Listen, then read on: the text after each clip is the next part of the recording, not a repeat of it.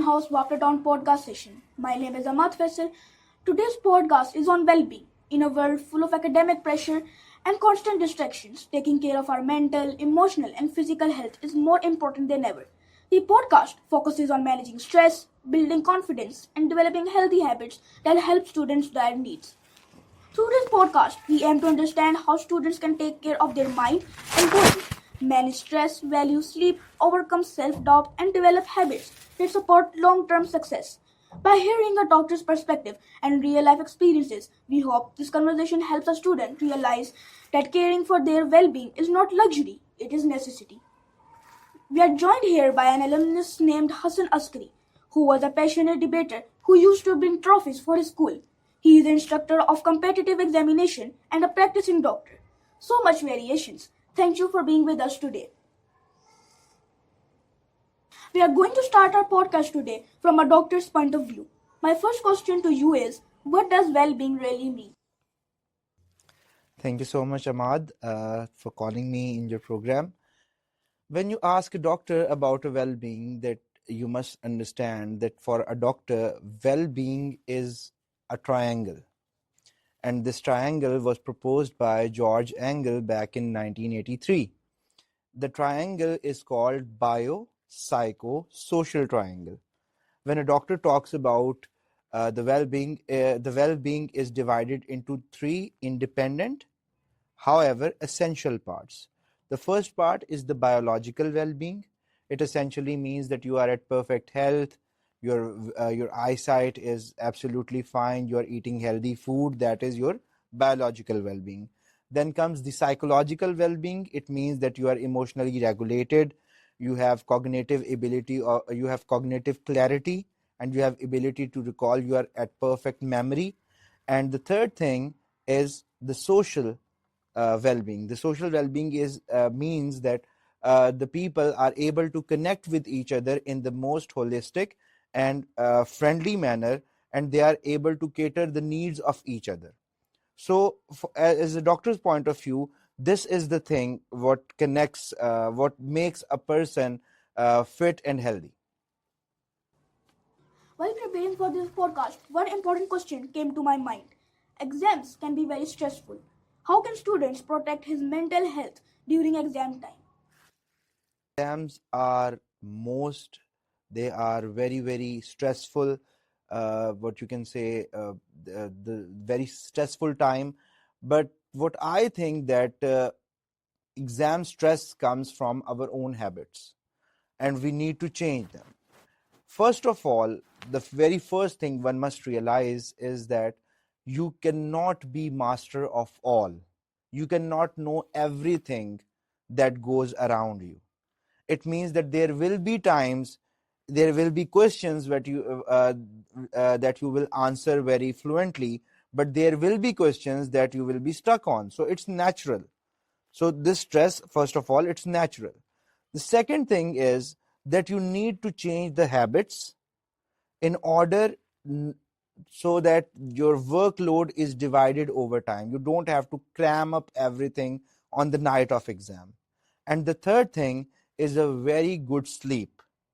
Because if you are not sleeping enough, if you are not taking enough sleep, it essentially means that you are depriving your brain to make clear, what you can say, you are depriving your brain to take clear tasks, and you are making it difficult for it to recall the very things that you studied for the exams. I wish my parents were watching this. A very interesting information that I've got. Thank you very much. It said, think big, dream big, but unfortunately, many students stay awake late at night, some for exams, others for entertainment or games. From a health perspective, what would you advise students? How much sleep is required? Okay, for students that are till class 7, I would request them to take a sleep of at least 8 to 10 hours, and above them at least 6 hours. 6 hours is the bare minimum time that our brain need to freshen up, and anything above 6 and less than 10, it's more than enough. So you can recount as for smaller children, for For a younger child that is up to 7 years, it's good that the child gets a sleep of up to 8 hours. Whereas after class 7, the sleep schedule can contain from 7 hours, 6 to 8 hours. That is more than enough. Okay, so my next question is, if a student sleeps well but studies less, can they still perform better? Why? A very interesting question, and the answer is yes. If a child he studies less and he takes sleep, then he can perform better. And the reason is that the sleep allows the very information that you have studied to be ingrained in your permanent memory. Look, when you are studying, when you are simply studying, then you are just having a temporary memory because you are studying it for once or twice. But when you take sleep, so there is a very interesting organ that is known as hippocampus. It's in your brain, and the task of hippocampus is to actually convert the the temporary memories into the permanent memories. But it can only function under sleep. So if a child takes less sleep, he can still perform better at the exams with less amount of studies. Okay, so many students struggle with self doubt. Is the feeling normal even among high achievers like doctors, and how can it affect a student's health and performance if left under rest? Yes, self-doubt is something very, very common, and interestingly, it is more common among the high achievers. And the reason being that the high achievers they engage into self-doubt more often. The reason is because of a very very peculiar psychological effect. It's called Dunning-Kruger effect. You can search it yourself. What is Dunning-Kruger effect?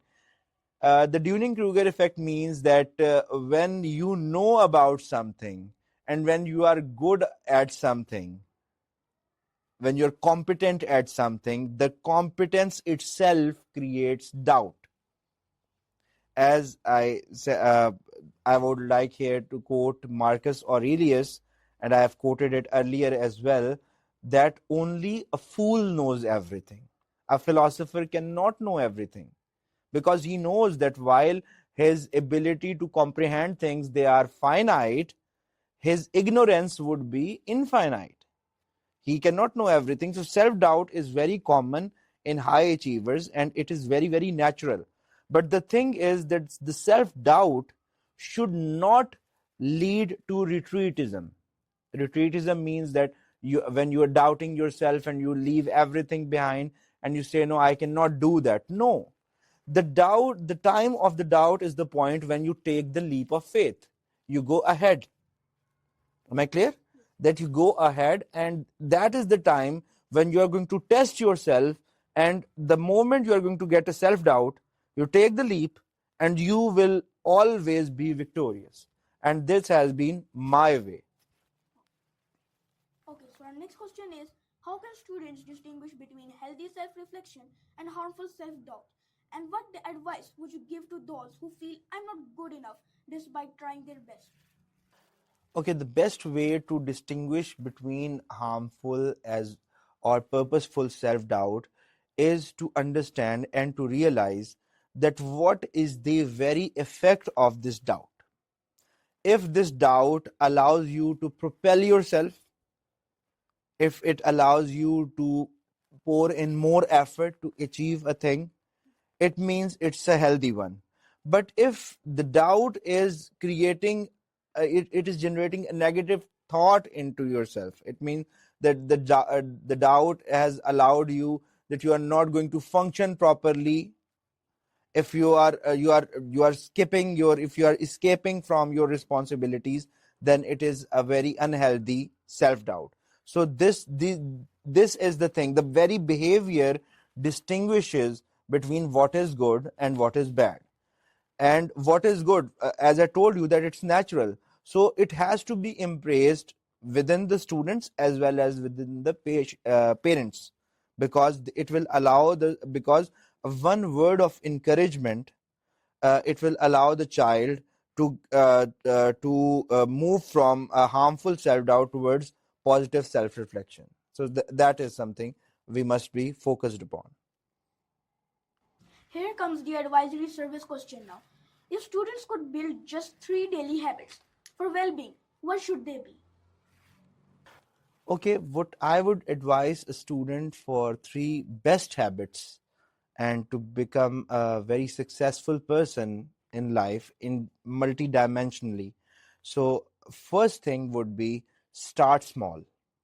It means that when you are starting your day, complete certain tasks before you are heading towards the school. I mean, make your bed, arrange your shelf, or do something very, very small task, but they are very essential. Reason being because small successes lead to greater ones. Number one. Second thing is do not waste your time on social media, rather actively engage with people, your parents, your siblings, your friends. Go out, have a good you can you play a good game, or if you are have a chat with your brother or your mother, but do not engage through social media, rather engage directly, because you are losing the social capital that is required if you are not engaging with people. And the third very important thing is that whenever you return from school, you're back at your home, take an half an hour rest, and then revise what you have done. Complete your homework at the earliest convenience. Why? Because you have done it, matlab, you have just you are able to easily recall what you have done, because it's just about half an hour earlier that you were studying the same thing, and then you take half an hour break and then you revise it, so it becomes part of your memory, a very, very strong part of memory. And by doing that, and when you are solving the question, doing your homework, it means that you are engaging your mind to extract out the important information, and you are placing it down the paper, and which is very, very good. Let's move on to our next question. Is there any connection between exercise and mental health? And how can regular physical activity improve mood, reduce stress, and support emotional well being in daily life? Okay, very, very interesting question. As a doctor, I would like to tell you a thing, that there is a very, very strong connection between three of them, between biopsychosocial well-being. There is a very strong connection, and definitely the exercise, it plays an essential part when it comes to psychological health or your social health. The reason being, first thing is the muscle memory. When you are playing something, when you are actively engaging in something, you are making new connections in your brain. These are called synapses, and they develop the muscle memory. It means, for example, you are playing for example, you are playing table tennis. So at the earlier stages, you get to remember how you are going to respond to different types of shots. But at one point in time, then you just forget it. Same is the case with driving. I mean, when you are learning how to drive, you have to take care of whether you are on accelerator, or you are on brake, or whether you are on clutch. And then at one point in time, you just forget, your body is automatically engaged in that activity. Same comes the same is the thing with the learning. When you are taking part in regular healthy activities, you're playing, so those synapses are also building for your studies, for things that you have to remember. Number one. Second thing, when you are engaged in a game, so every participant is not equal. They may have differing attitudes, they may have differing point of views, but you need to keep the team together. So you learn that you need to tolerate the things that may not be very, very what you can say, very that may be very hostile to you. You have to tolerate them. So this is how you develop yourself holistically, or what I would say, that it makes you a complete man. So yes, you have to, if you want to excel in your life, you have to engage in regular exercise. Okay, so how do positive and negative thoughts affect our body and overall health, especially as we keep hearing about manifestation and the power of thinking positively? A single positive thought can make your day, and not only your own day, it can make the days of people around you.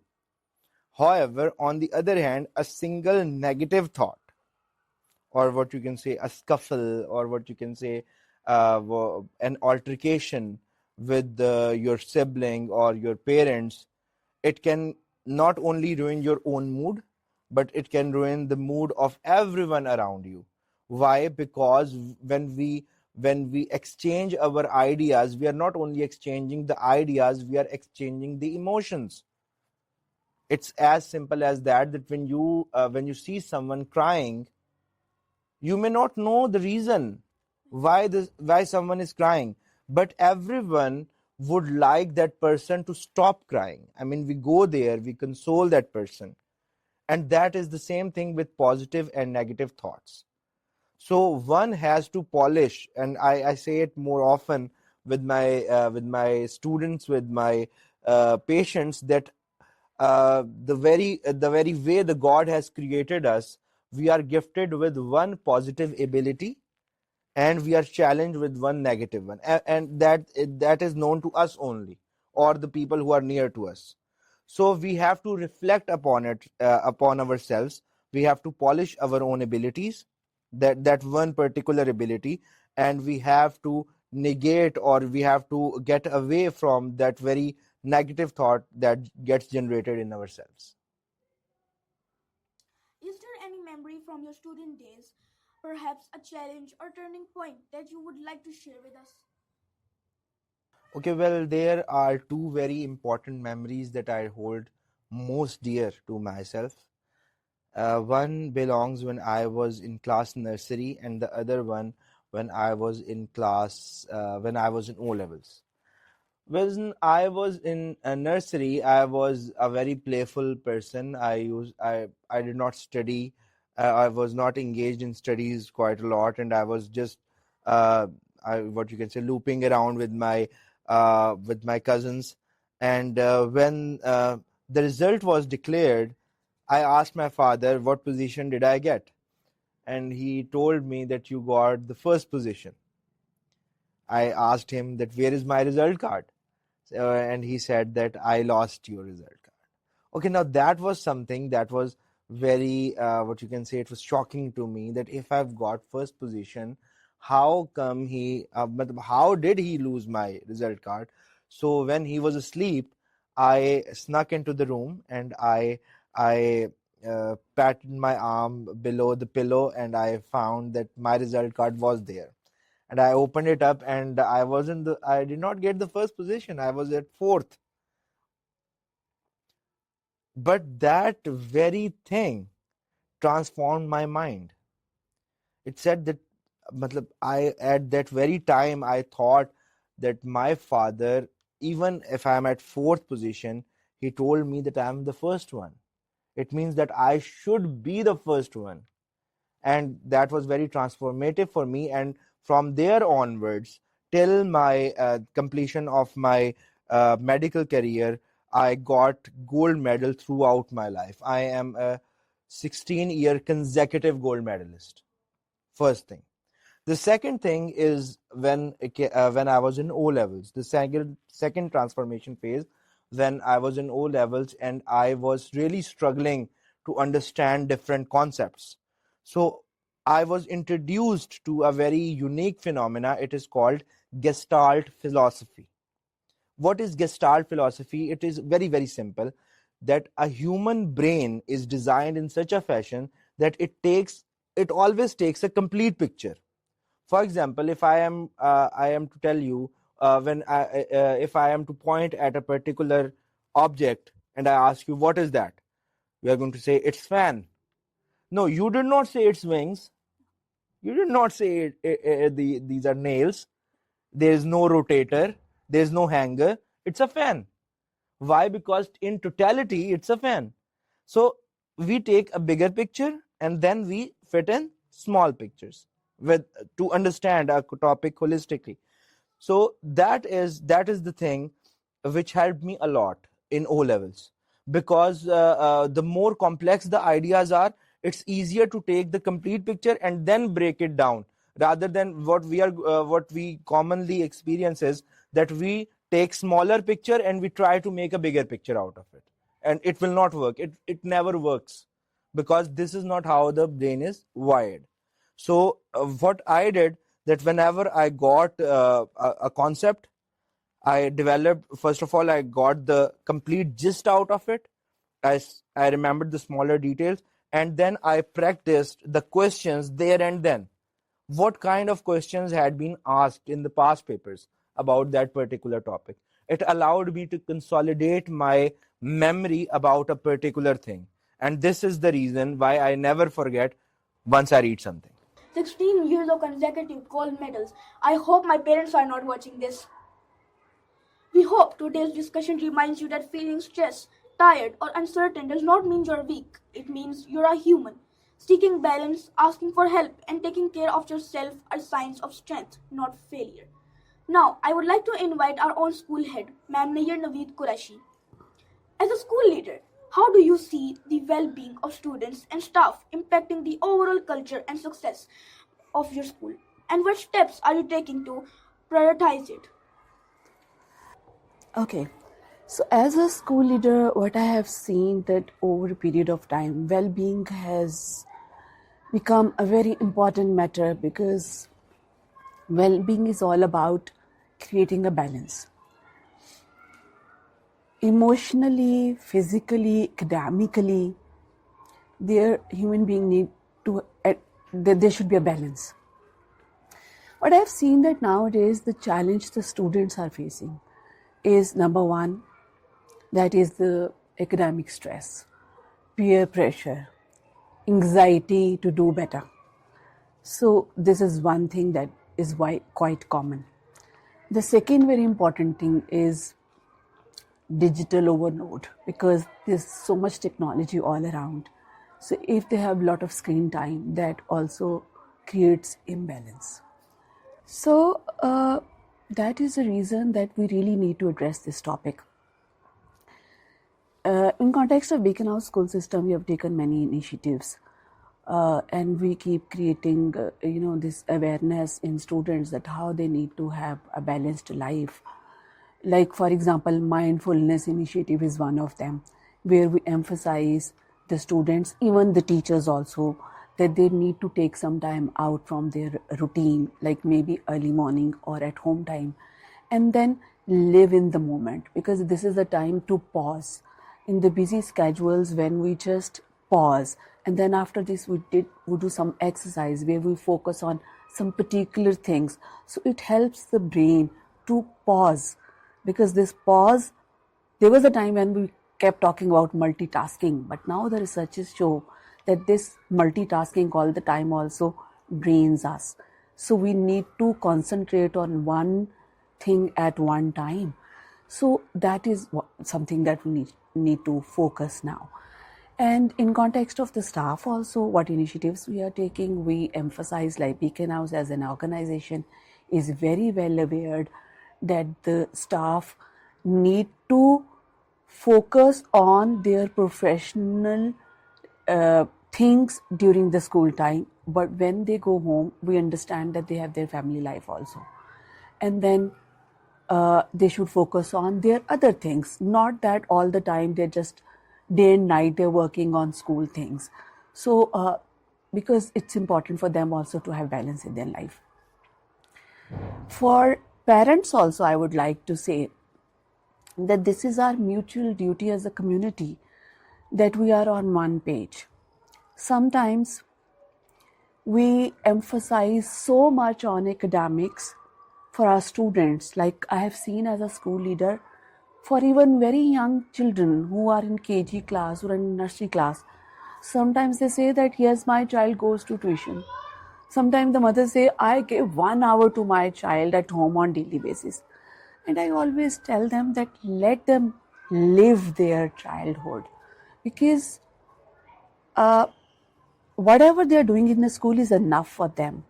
Gradually, definitely, the students, when they grow up, they'll learn how to focus on their academics as well. But this is not only academics, there are a lot more which we need to focus on the students. So, same way, monitoring their screen time at home, that's very important. So, as a community, we were going to work together, inshallah. We aim that we can, in the future, we can have better citizens, better children who are more aware of their health, their well being. So, that's what I wanted to say. Thank you to our guest and Ma'am Nair for sharing insights and experiences.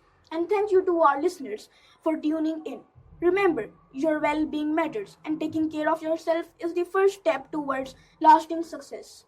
Thank you.